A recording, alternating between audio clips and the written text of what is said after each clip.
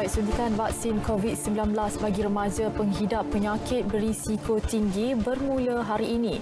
Untuk perkembangan lanjut bersama Konstantin Pahlawan di Kota Kinabalu. Silakan Konstantin. Ya, Farhan Abila, seramai 87 remaja berumur lingkungan 12 hingga 17 tahun dijadual menerima suntikan vaksin COVID-19 dos pertama di Special Pusat Pemberian Vaksin SPPV Hospital Wanita dan Kanak-Kanak Sabah HWKKS di Likas, Kota Kinabalu. SPPV itu yang dibuka mulai hari ini terhad kepada remaja yang mempunyai masalah kesihatan khususnya penyakit berisiko tinggi seperti kanser, thalassemia, asma teruk dan leukemia yang sedang menerima rawatan di hospital tersebut. Program sehari ini lebih istimewa apabila jururawat bertugas memakai pakaian seragam sekolah sekaligus menceriakan suasana di SPPV HWKKS dan menaikkan semangat remaja terlibat untuk mendapatkan suntikan vaksin.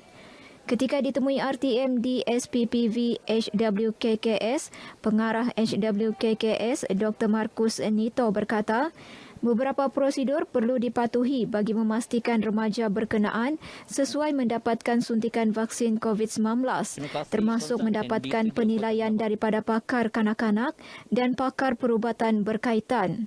Selain itu, ibu bapa dan remaja terbabit turut diberi kaunseling sebelum menerima suntikan vaksin.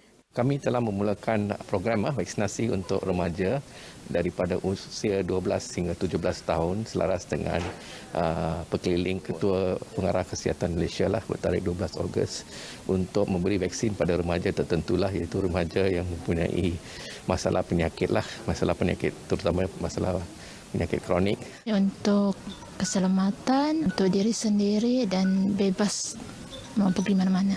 Yakinlah, insyaAllah yakin. Gembiralah, penting untuk anak semua.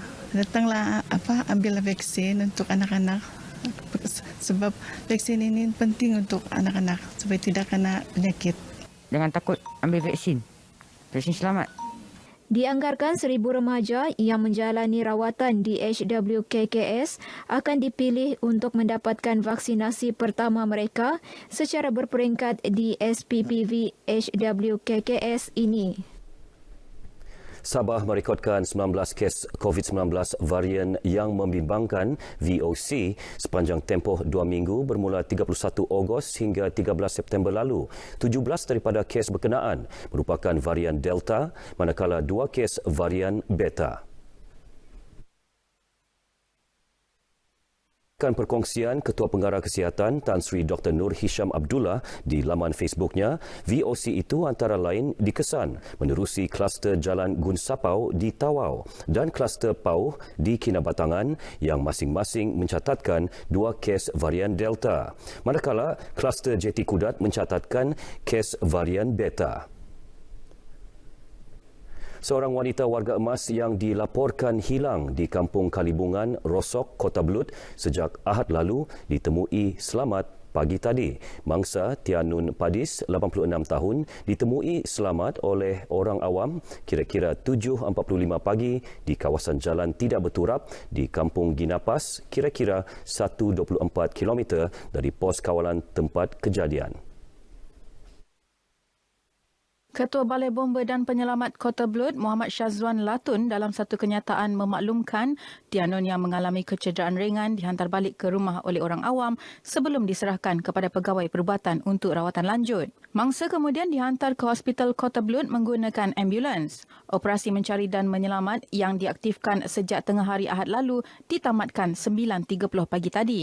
Tianun dilaporkan hilang oleh anaknya Baitah Lambudu selepas tidak kembali ke rumah setelah keluar memberi makanan ternakan ayam di kediaman lama mereka yang terletak kira-kira 500 meter.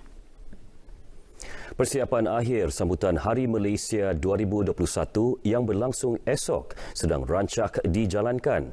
Untuk perkembangan lanjut, kita bersama Saleh Jikri langsung dari Pusat Konvensyen Antarabangsa Sabah SICC Kota Kinabalu. Saleh Jikri, silakan.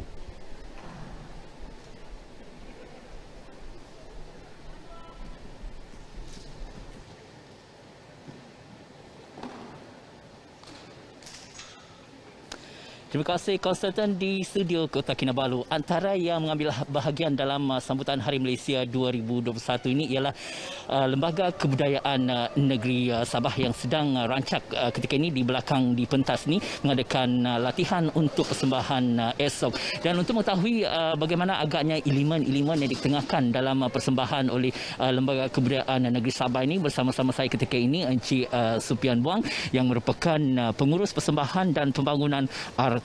Ya, Assalamualaikum tuan. Waalaikumsalam. Terima kasih Saudara Saleh. Okey, untuk makluman Saudara Saleh, sebelum saya menyatakan apa elemen-elemen dan segmen kita akan bawa dalam persembahan sempena Hari Malaysia ini, untuk makluman juga penglibatan seramai 50 orang artis budaya yang secara langsung di Dewan SICC ini akan membuat persembahan sempena Hari Malaysia, di mana kita akan menampilkan persembahan 5 segmen yang akan kita tampilkan. Segmen pertama, Merdeka Negaraku, menggambarkan pembentukan Hari Malaysia, dan seterusnya segmen kedua jalur perpaduan perkauman etnik yang ada di Malaysia, dan segmen kita perwira, frontliner dan semangat orang bilang inilah frontliner kita, dan juga warna-warni Malaysia, seterusnya segmen Malaysia Prihatin. Itu. Jadi sebagai pengurus persembahan dan pembangunan artistik, harapan untuk memastikan kelancaran persembahan esok ada secara live dan juga ada secara maya. Okey, harapan saya kepada seluruh rakyat Malaysia di luar sana untuk sama-sama melihat kita punya persembahan yang akan berlangsung esok secara maya, sebab kita tahu sekarang ni keadaan norma baru, tidak dibenarkan untuk rakyat bersama-sama. Jadi walau bagaimanapun kita dapat melihat dari sudut maya dan boleh dilihat di laman-laman sosial. Jadi harapan saya agar terus mengingati semangat Malaysia itu sendiri. Terima kasih tuan. Sama-sama. Terima kasih. Baik, jangan lupa esok sambutan Hari Malaysia 2021 secara langsung 8.30 malam dibawakan melalui RTM di TV1. Kembali bersama Konstantin di studio Kota Kinabalu. Silakan. Ya, terima kasih Saleh Jikri langsung dari SICC Kota Kinabalu. Dan di Keningau, pandemik COVID-19 bukan penghalang majlis daerah itu mengadakan perarakan sambutan Hari Malaysia meskipun dilaksana dengan pematuhan prosedur operasi standard SOP yang ketat, namun kemeriahan tetap dirasai dan disambut dengan penuh semangat patriotik. Menurut Pegawai Daerah Keningau, Walter Kenson, perarakan Hari Malaysia kali ini hanya melibatkan pelbagai jenis kenderaan Majlis Daerah Keningau bagi mengurangkan penglibatan orang ramai. Itu sebabnya kita laksanakan menggunakan kenderaan yang berarak, sebab kita sangat menekankan tentang penjarakan sosial, dan itu yang saya katakan tadi, perarakan kenderaan dengan bunyi-bunyian lagu-lagu bertemakan perpaduan dan juga semangat patriotik yang kita laungkan melalui lagu. Itulah yang kita ingin sampaikan. Beliau yang juga pengerusi Majlis Daerah Keningau berkata demikian ketika ditemui media sempena perarakan sambutan Hari Malaysia 2021 di perkarangan Batu Sumpah Keningau. Sebanyak 23 kenderaan menyertai perarakan ini yang bermula dari perkarangan Pejabat Majlis Daerah Keningau ke Jalan Bulatan hadapan Hospital Keningau dan berakhir di perkarangan Batu Sumpah.